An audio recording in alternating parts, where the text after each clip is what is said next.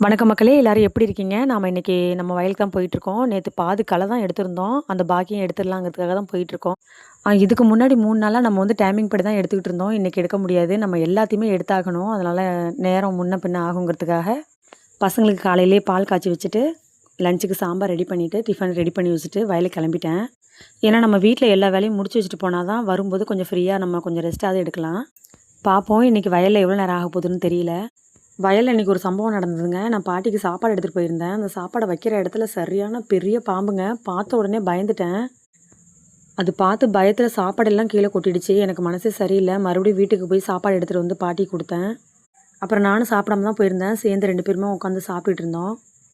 நாங்க எப்பவும் சாப்பிடுற இடத்துல சரியான பாம்புங்க. அத பார்த்த உடனே பயத்துல தான் சாப்பாட கீழ கொட்டிட்டேன். ஆனா அந்த பாம்பு உயிரோட இல்ல. செத்துருச்சு. அது நேத்து நைட்டு தான் செத்துருக்கு. நேத்து நாங்க இதே இடத்துல தான் டீயும் குடிச்சோம், சாப்பாடும் சாப்பிட்டோம்.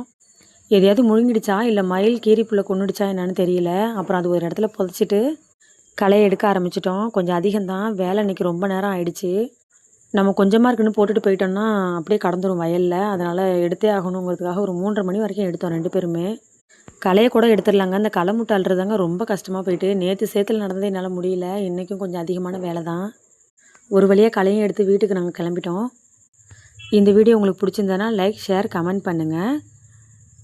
நன்றி.